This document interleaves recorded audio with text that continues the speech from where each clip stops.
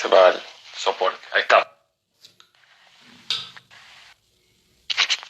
Bien. Bueno, estamos en horario, así que podemos ir dando inicio a esta charla, a este ciclo de charlas que hemos denominado del trabajo al diván. Antes de empezar, tal vez aclarar que el nombre lo hemos puesto simplemente para hacer referencia al psicoanálisis, no son temas estrictamente psicoanalíticos, o algunos un poco más, otros un poco menos. ¿Y por qué hablo en plural de algunos temas? Porque la idea que ha surgido a partir de esto es hacer un ciclo de charlas, en un primer momento de 3 charlas. La charla de hoy, donde queremos preguntarnos un poco acerca del sentido de la institución, del sentido que tiene el trabajo en estos tiempos de pandemia. En un segundo momento seguir profundizando en lo que es la identidad laboral y en un tercer momento acerca de cómo vivimos la felicidad en el trabajo. Así que con esta pequeña introducción de este ciclo, comencemos con lo que hoy queremos preguntarnos acerca del sentido del trabajo en la pandemia. Preguntarnos acerca del sentido, en primer lugar, nos parece que es importante que todos podamos aportar. Es por eso que hemos querido que sea a través de Instagram, para que sea algo compartido, en el cual, en este caso, tanto Diego como yo vamos a ir hablando, pero estamos abiertos a sus preguntas, sugerencias, comentarios, para que a partir de lo que todos propongamos vayamos construyendo este sentido. ¿Por qué también me interesa esto? Porque tal vez lo que hoy a mí me inquieta, lo que yo hoy me pregunto, no son las mismas inquietudes que pueden tener ustedes. Entonces, está bueno que así sea, y es más, me alegraría si mis inquietudes no son las mismas que las de ustedes, porque seguramente va a ser mucho más rico lo que se pueda compartir acerca del sentido en las instituciones. El sentido en la institución tal vez es algo que nunca nos hemos preguntado explícitamente, y si no lo hemos preguntado, lo hemos vivido, esto se ha ido dejando de lado porque no hemos entrado en muchos temas actuales y poco contemporáneos. Ya me voy a detener a qué estoy haciendo referencia cuando hablo de actuales y contemporáneos. Antes de entrar de lleno en el tema, me parece importante distinguir el marco epistemológico desde el cual hoy quiero presentar esto que estamos hablando. Esto lo estoy hablando desde el análisis institucional. ¿Y qué es el análisis institucional? Es intentar comprender más y mejor una institución. Una institución que es un constructo cultural, por lo tanto, formamos parte nosotros de ese constructo. Siguiendo un concepto de René Caed, podemos decir que tiene 2 fases. Una fase observable, medible, cuantificable, propio de cualquier institución, y otra fase intrínseca, que es a lo que hace de nosotros la institución, porque la institución nos atraviesa. Así como nosotros atravesamos la institución, también la institución nos atraviesa a nosotros mismos. Somos seres culturales, por lo tanto somos seres que habitamos en esa institución y esa institución nos habita.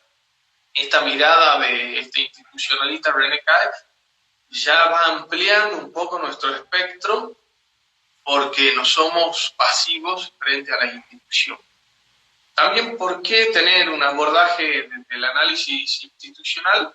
Porque esto nos permite comprender mejor las situaciones que se viven, no tan solo para poder describirlas, sino también, y por sobre todo, para poder significarlas. Siguiendo esta idea de José Blecher, ¿qué es lo bueno de poder significar una institución? Que significando las instituciones, nosotros podemos poner en palabras ese malestar, y poner en palabras el malestar ya es mucho. En muchos casos a ese malestar lo podemos problematizar, y si lo problematizamos podemos encontrar una solución, y en otros casos tal vez no encontremos una solución, pero poniéndolo en palabras ya estamos mucho más cerca, según la propuesta de Blecher. Ahora sí, hecha esta introducción de la perspectiva que quiero darle, el abordaje desde el análisis institucional, vamos preguntándonos un poco más de qué nos preocupa en la institución de hoy. En esta situación de pandemia, creo que la principal preocupación que tengo y tenemos, creo que es la pandemia misma, ¿no? Estamos en esta situación que nadie sabe qué va a pasar, que no sabemos cómo va a seguir siendo mañana, que hemos empezado al principio de una manera muy radical y después se fue flexibilizando. En un primer momento, ya a nivel gubernamental, nos planteaban que estamos en una guerra frente a un enemigo invisible, idea en la cual no estoy para nada de acuerdo, porque plantear una pandemia en categorías de guerra me parece que no hay por qué plantearlo así en códigos bélicos, y mucho menos contra un enemigo invisible, porque si queremos generar paranoia social, planteemos que hay un enemigo invisible y seguro cumplimos el objetivo de levantar mucha paranoia social, ¿no? Otra situación, si nos vamos circunscribiendo un poco más en nuestra institución, que me llama notablemente la atención, es el lazo social. ¿Cómo estamos viviendo el lazo social dentro de nuestra institución? Y en tercer lugar, la identidad laboral, tema que vamos a tener oportunidad de hablarlo en otro momento. ¿Por qué es muy curioso esto que estamos viviendo desde el análisis institucional? Estamos viviendo muchísimos cambios, como puede ser el trabajo en casa. Si me permiten descontextualizar unas palabras de Isabel Laguía, un trabajo invisible.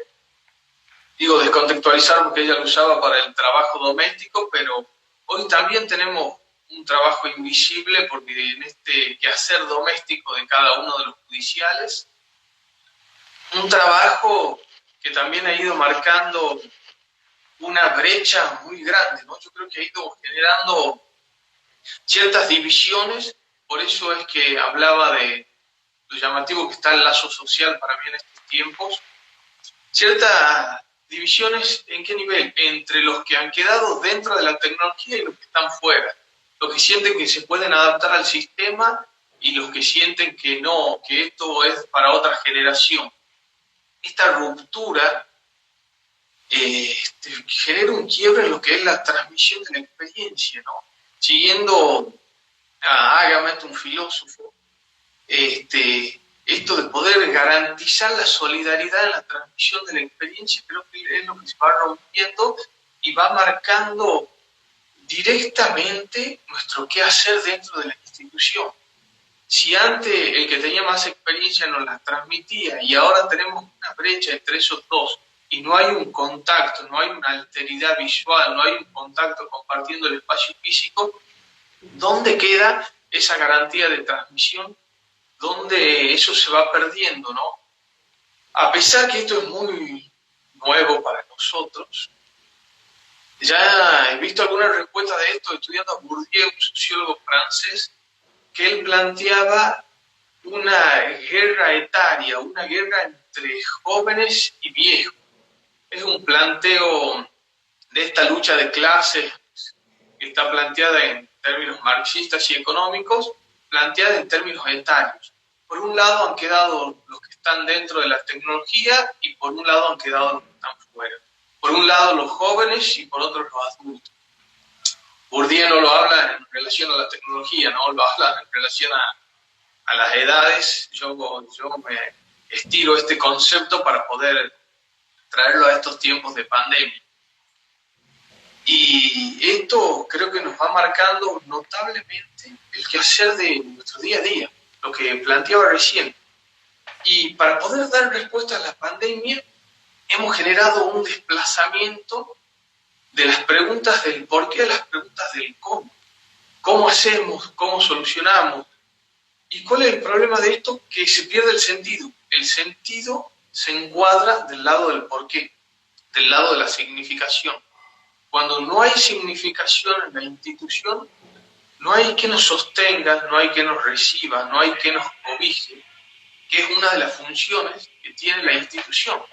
Si solamente nos quedamos preguntándonos acerca de los procesos, cómo hacemos, cómo digitalizamos, cómo solucionamos, también se pierde la oferta de justicia que nosotros podemos ofrecer, que queda diluida.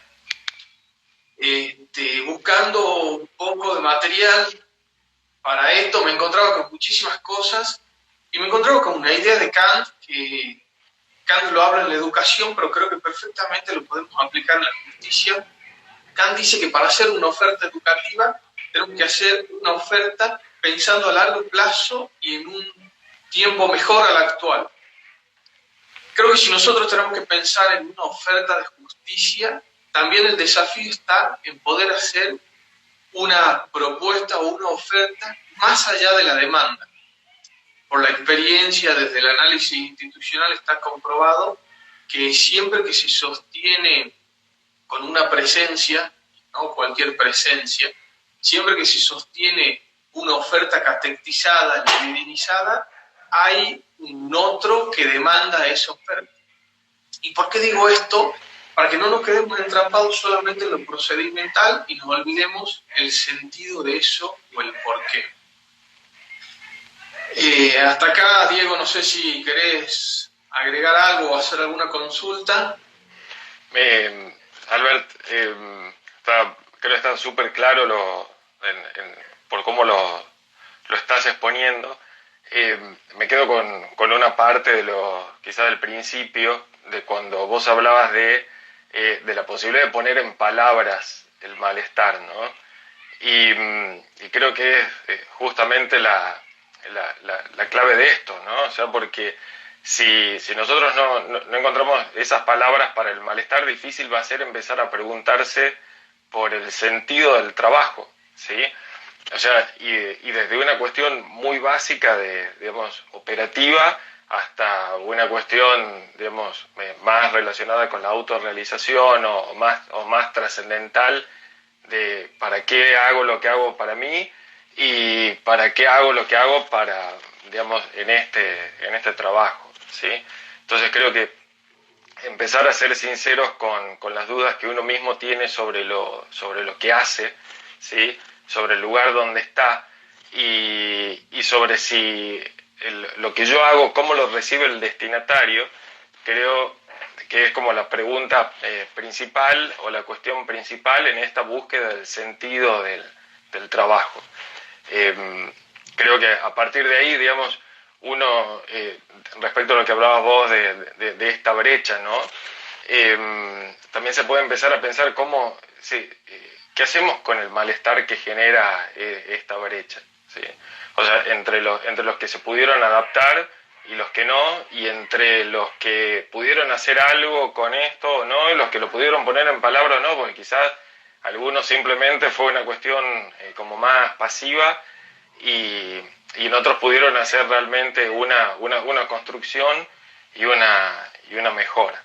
Así que me quedo con esa cuestión de la puesta en escena de la subjetividad a través de las palabras. Bien, gracias, Diego. Voy a seguir acá de estas últimas palabras que decía Diego, puesta en escena de la subjetividad. Un poco de eso vamos a ir hablando todo el tiempo, ¿no? Cómo se pone en juego nuestra subjetividad en la institución, porque no quiero plantearlo como dos cosas disociadas, sino como dos realidades que todo el tiempo se entrecruzan, ¿no? Así que, bueno, creo que esto de este entrecruzamiento va a ir saliendo a lo largo de este transcurrir. He nombrado al principio la diferencia entre actual y contemporáneo y lo he dejado pasar, he dicho que íbamos a volver en otro momento. ¿A qué me refiero con esta distinción entre lo actual y lo contemporáneo? Porque digo que tal vez hoy nos estamos quedando mucho en lo actual. Esto es una distinción filosófica que se la ha reactualizado en estos últimos años, pero ha existido siempre. Lo actual es lo que nos encandila, lo que está ahora presente, la moda, lo que es evidente, ¿no? Y lo contemporáneo es lo oscuro, lo que no se presenta a simple vista, lo que está detrás de. Lo actual es mucho más fenoménico, más fácil de observar, no así lo contemporáneo. Ese es uno de los riesgos de nuestros tiempos, que no hemos quedado solamente en lo actual.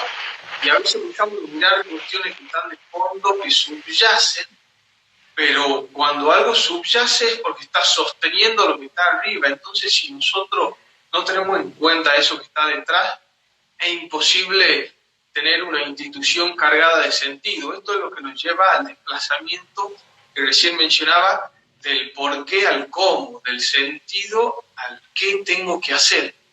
Y cuando la institución sufre este desplazamiento, queda sin libido, queda sin energía, se vuelve una cultura de la mortificación, una institución mortífera. Tal vez alguna vez hemos escuchado en otra institución, ¿no? Esto nos pasa acá, de decir, ya no tengo ganas de ir, se me hace pesado, me seca la cabeza, esto me cansa. Todas esas expresiones son expresiones de una cultura de malestar o de una institución mortífera, ¿no? Más allá del anecdotario que yo pueda dar con este ejemplo, cada uno podría nombrar el que más pertinente le parezca. Pero a medida que se va dando este desplazamiento, se va perdiendo la esencia, en última instancia, ¿no? ¿Por qué se va dando esto? Algunos autores plantean que esto se va dando porque no pensamos. Y uno diría, ¿cómo puede ser que no pensemos? Agamben, otro filósofo, frente a eso dice, es porque no nos animamos. Perdón, he dicho Agamben y no estoy hablando de, recién lo he citado, ya le voy a decir el nombre de este francés, que lo tengo, Eugenio se llama, ya le digo el apellido, dice que tenemos miedo a pensar, porque pensar implica cuestionarnos a nosotros mismos, implica interrogarnos, y usa una frase muy graciosa que a muchos hombres apoltronados les molesta que nosotros seamos capaces de pensar.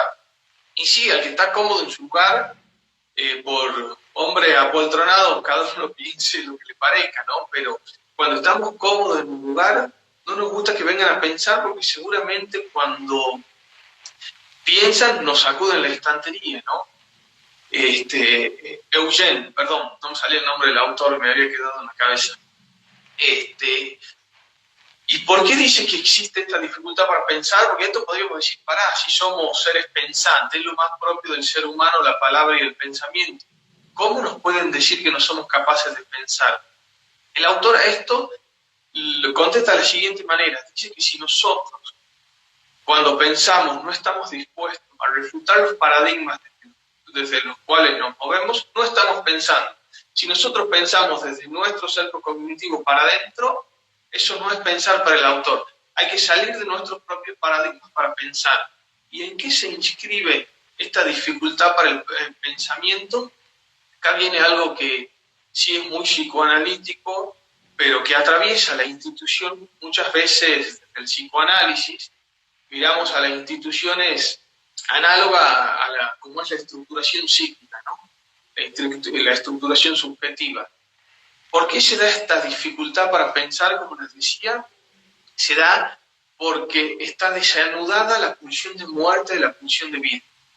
Nosotros para pensar necesitamos de la pulsión de muerte. Necesitamos, ¿por qué digo la pulsión de muerte? La pulsión de muerte es la que discierne, la que divide, la que resta. Pero también necesitamos de la pulsión de vida, la que suma, multiplica, aumenta. Con las dos podemos pensar, pero cuando la pulsión de muerte está desanudada de la pulsión de vida, solamente viene para restar, viene para sacar sentido, viene para acrecentar ese malestar, que el malestar es mucho más peligroso cuando es un malestar mudo. Es necesario que a ese malestar lo desenmascaremos. Esa pulsión de muerte tiene muchas facetas, ¿no? Pero es necesario desenmascararlo para poder empezar a darle sentido y a libidinizar los aspectos muertos de una institución. Diego, Albert, ahí, sí. Me parece muy buena digamos, esta concepción porque está muy relacionada también con lo que dice Deleuze, ¿no? Cuando Deleuze entienda al trabajo como sufrimiento y incluso desde su punto de vista el trabajo o digamos la adaptación al trabajo se construye desde la marginalidad, ¿no? Porque es como que él hace una diferencia entre lo que es la tarea y la actividad. O sea, la tarea como eso que nos dicen qué es lo que tenemos que hacer, y la actividad que es aquello que nosotros terminamos haciendo sobre eso que nos dicen que tenemos que hacer. Entonces, a lo que él apunta es que, digamos, cuando aparece realmente uno mismo en el trabajo, ¿sí? Cuando uno puede empezar a encontrar ese sentido, es cuando va más allá de esa tarea y empieza a trabajar sobre su actividad. De hecho, o sea, si uno lo piensa desde los sistemas de gestión de calidad, que están lejos de lo que estamos hablando ahora, pero la mejora continua nace a partir de la marginalidad, o sea, de empezar a hacer las cosas de una manera distinta a la que se hacían. O sea, estamos, de alguna manera, rompe un poco y se aparte un poco de esa tarea, aparece una actividad y esa actividad ya se transforma en tarea, digamos, de alguna manera se va normativizando. Ahora, esta normativización eterna, lo que dice de Jures, es justamente es lo que atenta contra la posibilidad de encontrar el placer dentro de la organización, ¿sí? O sea, esta diada de sufrimiento y placer. Y que justamente cuando uno no encuentra el placer es cuando no puede sublimar esas pulsiones que vos estás diciendo. O sea, porque en la concepción de salud, el sujeto es sano cuando sublima, ¿sí? Y en el trabajo, digamos, es un ámbito que no es ajeno a esta cuestión. Entonces, justamente pensar estas organizaciones que trabajan con la pulsión de muerte son estas organizaciones que no dan espacio a que la persona se explaye y empiece a trabajar con esas actividades y dejando de lado las tareas. De hecho, fíjate qué fuerte que es la cuestión de que casi nadie cumple con las tareas, que una de las formas digamos, una de las cuestiones, unas formas colectivas de manifestar el descontento con la organización es lo que se conoce como el trabajo a reglamento, ¿sí? Entonces, por ejemplo, en los ferroviarios, digamos, que tienen como un protocolo, digamos, muy importante respecto a cómo tiene que estar, suponete, una locomotora para que pueda funcionar, ¿sí? Si se ponen a trabajar a reglamento, es, digamos, que sí o sí la locomotora tiene que tener una serie de cosas para que pueda arrancar, y en realidad eso nunca pasa, ¿sí? Entonces, si nosotros nos ajustamos realmente a la teoría que tenemos que hacer, al final no terminamos trabajando. Entonces, lo que termina primando o prevaleciendo es la actividad. Y a partir de eso es el despliegue de las personas. Y estas organizaciones que vos decías, digamos, que están del otro lado, o sea, del lado del malestar, son justamente estas organizaciones que lo que hacen es no dar esa posibilidad, circunscribir a la tarea y no dejar que la persona encuentre el porqué, sino todo el tiempo sostenerse sobre el cómo, ¿no? Así que me parece que estaba muy de la mano lo de este filósofo Eugene con lo que también propone de Jures desde la década del 90, fines de los 80, con la psicopatología del trabajo. Sí, siguiendo esta línea que decís, Diego, me pareció muy interesante, gracias. Enríquez nos va mostrando, este autor, cómo cuando vamos descatequizando hacia la institución, nos vamos desplazando del por qué al cómo, hacemos de la gestión necesaria para la institución una ideología de la institución.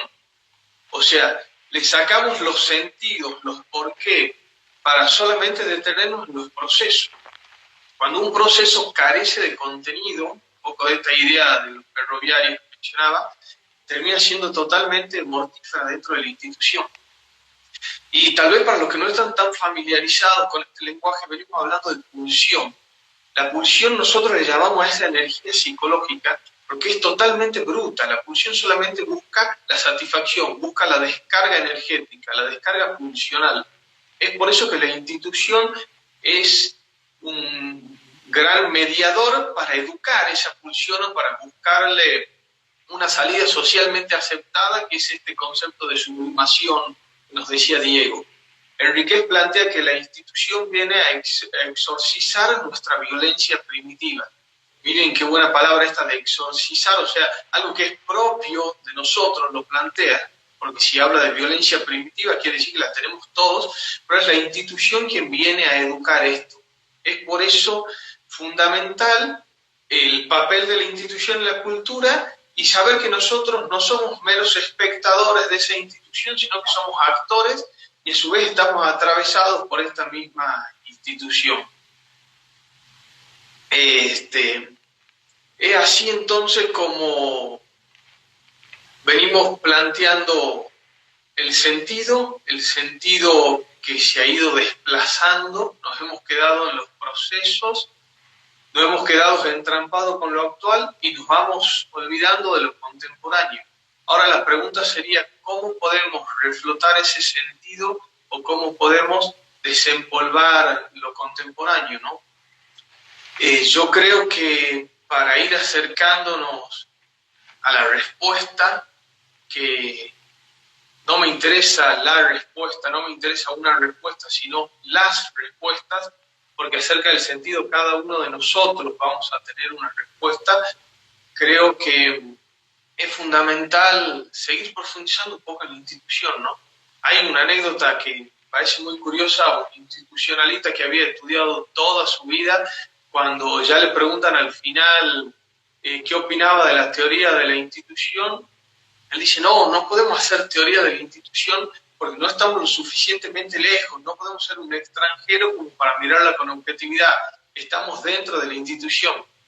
Todo el mundo se reía en esta anécdota porque este señor había hecho teoría de la institución toda su vida, pero esta anécdota a mí me sirve para que inscribamos esta pregunta, ¿y nosotros qué?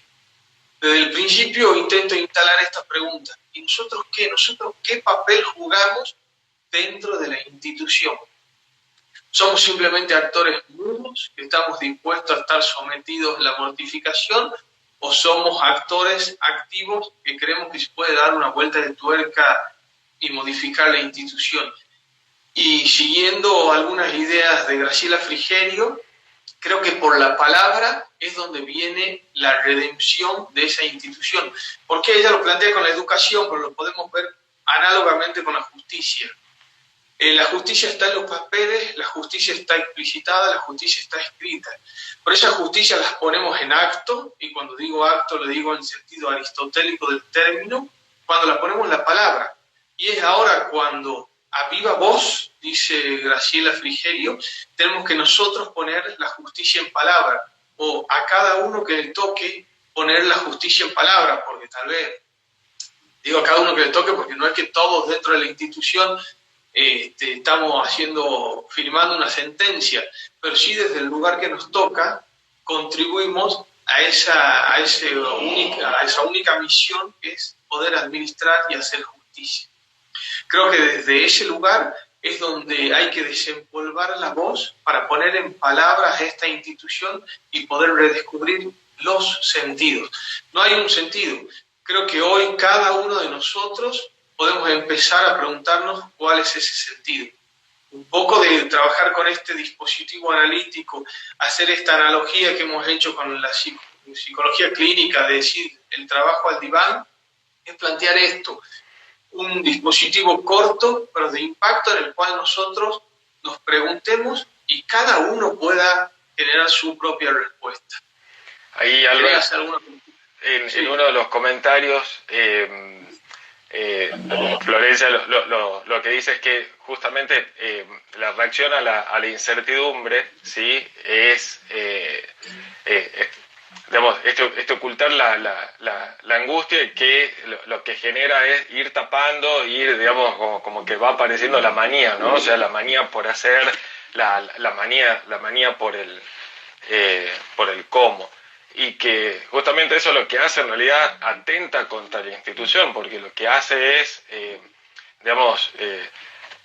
ver la posibilidad de la reflexión, justamente, que era que estaba diciendo vos recién, digamos, recién en esas reflexiones donde se encuentra el sentido, no antes. Entonces, si ante la incertidumbre, en cambio de también por un lado seguir produciendo, pero a partir de una reflexión, digamos, lo hacemos sin esa parte, cae el sentido, desaparece, o sea, y cuando en realidad, cuando trabajamos en justicia, ¿sí?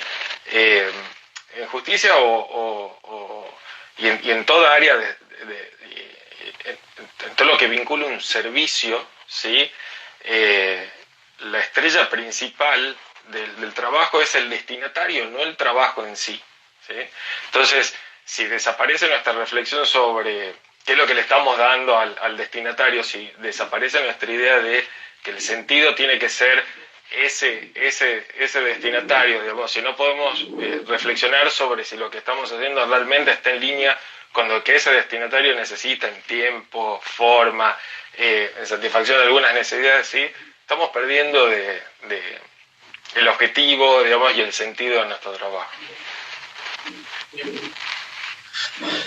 Me parece importante, quiero refrescar algunas cosas que fui diciendo. Hablaba en algunos momentos de esta cultura de la mortificación.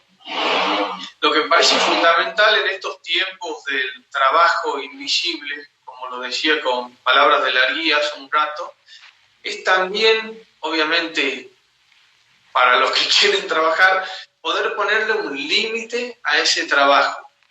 Que el trabajo se haya vuelto un trabajo doméstico no significa que tiene que no tener horarios o que no puede estar circunscrito, porque también es fundamental para ese vuelco o para esa salida, para esa búsqueda del sentido, poder circunscribirlo, ¿no?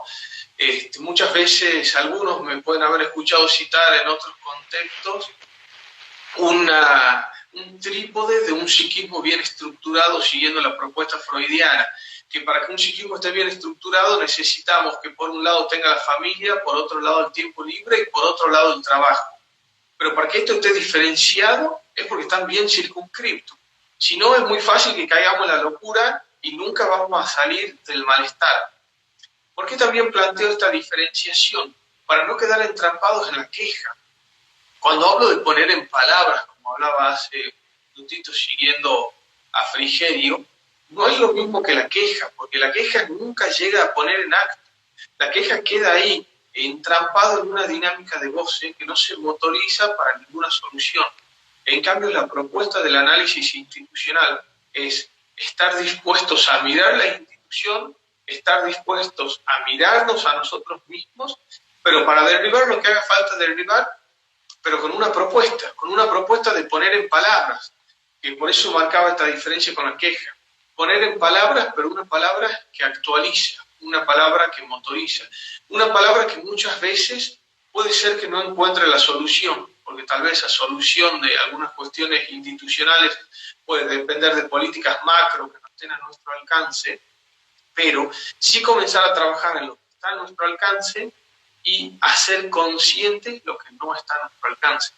No es lo mismo cómo repercute en el cuerpo del que está trabajando dentro de la institución una pulsión muda que una pulsión puesta en palabras, por más que no podamos solucionarla, por más que no podamos cambiarla. Cuando uno sabe de qué se trata, vinculado con lo que recién nos preguntaban de la ansiedad o el comentario que decían, es mucho más fácil manejar esta ansiedad. ¿Quería decir algo, Diego? No, te decía que era sobre la incertidumbre y la angustia. Perfecto, sí. Bueno, sobre la incertidumbre, esto que llamaba ansiedad, también vale, ¿no? Si le llamamos incertidumbre en este caso. Sí. ¿Alguien tiene alguna consulta? ¿Nos quieren poner en el chat? Te escucho, Diego, si me querés leer alguna pregunta, si es que hay. Sí, te leo algunos comentarios si querés. Cambio el foco de la mirada, porque me es más fácil verlo de la compu. Bueno, nuestra colega Mariela también nos dice que desde la institución se manifiesta como una compulsión a cuantificar cuando muchas veces disociada de la producción eficiente y eficaz. Digamos que, o sea, medimos por el solo hecho de medir y después nada, digamos que sería como la panacea del cómo, ¿no? Nos olvidamos ahí, salimos de todo el por qué y el para qué, sin la medición sin sentido.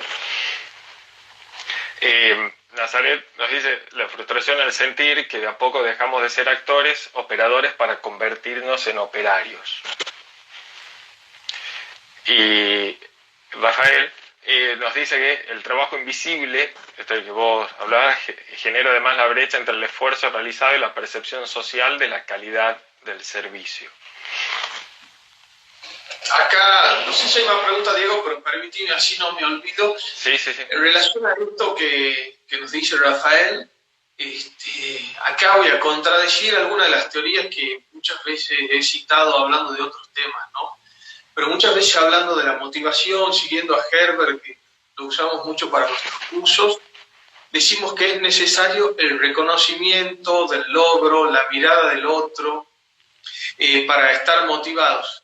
En estos tiempos creo que tenemos que hacer un esfuerzo de encontrar la alteridad de otra manera, ¿no? De buscarlo a ese otro, ya no en la mirada, ya no siempre alentándome en cada logro que voy consiguiendo, porque va a ser imposible vivir motivados.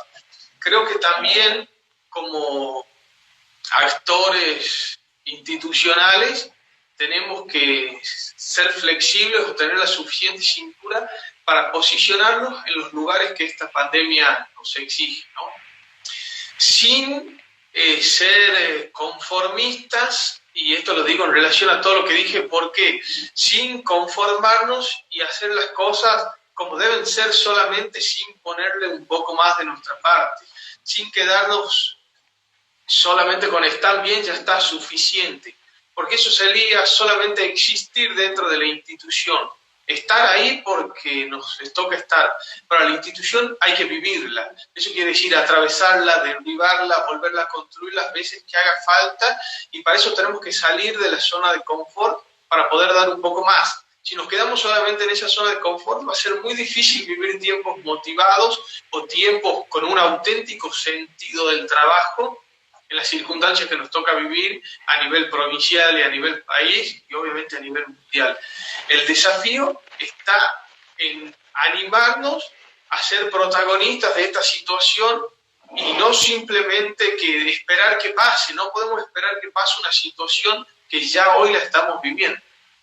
Sí, creo que lo que vos decís está en línea con un comentario que hace Solana que dice: muy interesante el salir de la queja que aplasta con propuestas, dejar el lugar pasivo, gozoso, para dejarse atravesar por la apuesta por el deseo. ¿Sí? Gracias, Solana. Y Teresita, nuestra compañera, nos dice qué desafío pensar la alteridad en estos tiempos en el que el lazo social está mediado, sí, por la tecnología, así como estamos nosotros. Ahí déjame, Albert, te saco un segundo. En esto, y quizás voy a... me asomo a temas de lo que vamos a ver en alguno de los otros dos encuentros, ¿sí? Porque bueno, los tres están muy relacionados, ¿sí? O sea, lo que la semana que viene vamos a estar hablando sobre la identidad y sobre la felicidad, en realidad, en la medida que uno pueda ir construyendo, digamos, en la identidad, se reconozca en el otro y se reconozca dentro de su trabajo, va a poder encontrar un sentido, y eso, la idea es que lo lleve hacia la felicidad, ¿sí? Entonces es como que estas, digamos, están muy, muy relacionadas y no es azaroso que las hayamos puesto en este orden, y también de esto trate el ciclo. Pero respecto a lo que vos hablabas sobre el reconocimiento, ¿sí? Que, bueno, justo lo hablábamos el sábado también en otra actividad, cómo está puesta al reconocimiento, ¿sí? Lo que hace es ubicarlo al otro en el lugar que necesita ser ubicado, o sea, que necesita ser reconocido, o sea, que esta mirada que le da a uno desde el reconocimiento, ¿sí? Le da una estructura al otro desde el lugar que ocupa, digamos, lo legitima, ¿sí? en esa presunción de que el sentido va por acá y lo que estamos haciendo está bien. Entonces, algo que parece como tan, digamos, que logramos, digamos, algo como tan simple, ¿sí? Pero no quiere decir que sea fácil, ¿sí? Y que sea tan difícil de brindarlo, o sea tan difícil de encontrarlo, ¿sí? Es algo que resulta tan importante, ¿sí? O sea, cuando el reconocer, y no estamos hablando de una cuestión monetaria, sino estamos hablando de una cuestión subjetiva, porque acá estamos hablando de subjetividades y cómo se juegan en lo laboral. Te leo un comentario más de Carolina, me imagino que debe ser Carolina Cano, dice, ¿cómo se integra la idea de lo motivacional en estructuras tan rígidas y jerárquicas? ¿Debería estar dentro de una agenda institucional como política de transformación y adaptación de los cambios? ¿Qué opinas, Albert? Mira, particularmente, puede ser una mirada muy particular la mía, no inscribiría a la motivación dentro de ningún protocolo, no la pondría por más rigidez de la institución, no la encuadraría, porque considero que para que exista motivación es necesario dar lugar a la subjetividad, es necesario que aparezca la intimidad del sujeto. Cuando hablo de subjetividad yo lo uso en un sentido muy analítico, por eso a veces quiero buscar equivalentes, para que no sea algo tan específico, pero es necesario que aparezca lo más propio del ser humano para que podamos hablar de una persona motivada. Es por eso que no le pondría tanto rótulo, para que no quede camuflado detrás del rótulo y se pierda el brillo que necesitamos que tenga la motivación por sí mismo. Ese es mi punto de vista, ¿no? Y después, en relación a esto que viene sonando, que decía recién un poco Diego, y a partir del comentario de Teresita, ¿cómo va a ir jugando esta figura del otro si es un otro que está mediado por la virtualidad? Creo que es el gran desafío, que seamos capaces de encontrarnos con la otredad, con la alteridad, a pesar de la tecnología o de cualquier medio que tengamos que usar, por más que ya no sea inmediato. ¿Por qué? Porque es fundamental, o sea, no existe mismidad sin alteridad, o no existe subjetividad sin un otro que venga a limitarla y le diga hasta acá vos llegás y hasta acá no llegás, un otro que en un primer momento, si lo vemos evolutivamente, sea un otro especular, que nos vaya prestando identidad para nuestra propia estructuración. Entonces el desafío está en no perdernos en ese contacto con el otro. Creo que hoy más que nunca, a pesar de la distancia, si hablamos de un análisis institucional, se entrecruza todo el tiempo esta dimensión, lo que planteé en las primeras palabras que dije. A pesar que vamos a hablar de lo institucional, esto toca la subjetividad todo el tiempo, hoy más que nunca se entrecruza, porque si caemos en la tentación esta de la distancia o en esta tentación pandémica y disociamos la institución de nosotros mismos, seguro la estamos vaciando de sentido, que es justamente todo lo contrario lo que queremos alcanzar. Sí, también tomo una parte ahí de respecto a de ese comentario y de lo que vos decías sobre la transformación, ¿no? Que, digamos, el sentido del trabajo es la transformación, en realidad, o sea, de uno mismo y del producto o del servicio con el que trabaja, ¿sí? Entonces, no perder de vista esto, o sea, justamente quizás cuando se cosifica el trabajo es donde se pierde de vista este poder de transformación, ¿sí? de lo que con lo que estamos trabajando. Y creo que uno de los riesgos de perder el poder de transformación es cuando yo me convierto en lo que soy, ¿sí? Creo que el que mejor expresa esto no es del campo psicoanalítico, lo traigo a las teorías de la administración, ¿sí? Es Peter Senge, cuando habla sobre los obstáculos del aprendizaje organizacional. Él habla sobre el riesgo de esto de yo soy mi puesto, ¿sí? yo soy jefe, yo soy gerente, yo soy médico, yo soy abogado.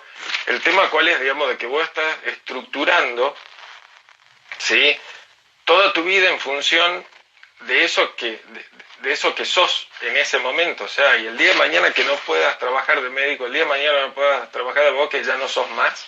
O sea, ¿qué hacer? En realidad es al revés, digamos. O sea, vos tenés que trabajar de, de cómo sos, digamos. En ese momento trabajarás de abogado, en ese momento trabajarás de médico, ¿sí? Pero esa identidad laboral tiene que salir a partir de ese poder de transformación de uno, y no de ese puesto que tiene, ¿sí? O sea, no convertirse en su puesto. Creo que en ese momento es cuando desaparece el poder de transformación, porque cuando uno se hace una sola cosa con lo que hace, y ya es como que no aparece la falta, ¿no? No hay lugar no hay lugar a la falta, ya estoy completo, digamos, no me traiga nada más, si estoy, y digamos, obturo la posibilidad de reflexión, desaparece cualquier cuestión que pueda justamente jugar con el crecimiento y con el sentido. Entonces, creo que la cuestión de la transformación, ¿sí?, creo que es algo muy fuerte. Vos decías recién de que no hay un sentido, sino que hay varios sentidos, y justamente me parece que estos varios sentidos del trabajo se juegan en estas continuas transformaciones. Y por los minutos que nos quedan, Diego, voy a ir cerrando y dejemos 5 minutitos para preguntas, pero redescubramos, nos quedemos con esta idea que yo traía hace un rato de Frigerio, de poder poner a viva voz lo que hacemos. No basta con tener una justicia puesta en papel si no somos capaces de actualizar en la palabra y hacer que eso tenga vida, ¿no? Es la palabra la que nos va a hacer que eso tenga vida, la que va a hacer divinizar la institución y poder volver de los cómo al por qué y no quedarnos entrampados solamente en la metodología, y más que nunca en estos tiempos. Siguiendo también esto que nos decía Diego, de poder poner un límite, es fundamental. Por eso yo hablaba de que el trabajo invisible tenga un límite para que pueda darse este cambio. Si no planteamos el trabajo circunscripto, no lo vamos a poder hacer bien, porque si caemos en esto de yo soy mi puesto y no hay diferenciación de Alberto Yapur con mi trabajo, y seguramente estoy más cerca de la locura que de un proceso de significación de mi vida personal y de la institución a la cual pertenezco. Chicos, ¿alguna pregunta, algún cuestionamiento? Mira, justo creo Guille, nuestro Guillo, preguntaba algo que vos con tu reflexión lo acabas de responder. Dice: la rotación en distintos puestos puede contribuir a evitar la asunción del puesto como ser, que es justamente lo que vos estabas hablando. Sí, tal cual. Y por ahora no hay más. No hay más consultas. Ni preguntas. Puede haber también reproches, ¿no? Soy convencido que el pensamiento se construye por oposición, así que si alguien tiene una idea para que reflexionemos, también es bienvenido.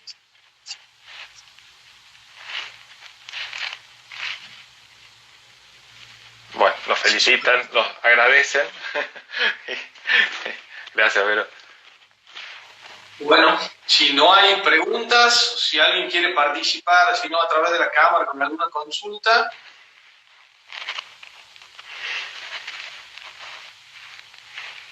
Y si no, aprovechamos este momento para comentarles también que el jueves que viene queremos seguir con estos ciclos, así que para que estén atentos y sigan reflexionando a cualquier cosita que quede en el tintero, vamos a tener la oportunidad de hablar. ¿Qué decía Diego, perdón? No, que estaba, creo que es un buen momento para tu cierre, Albert. Bueno, si no hay más consultas, yo simplemente los dejo con esto, de poder desempolvar ese sentido, que no se nos pierda de vista el porqué, y que no tengamos miedo de interpelar la institución e interpelarnos en la búsqueda de respuestas. Perfecto. Bueno, muchas gracias, Albert, por la invitación. Gracias. Adiós, gracias a todos por participar. Adiós.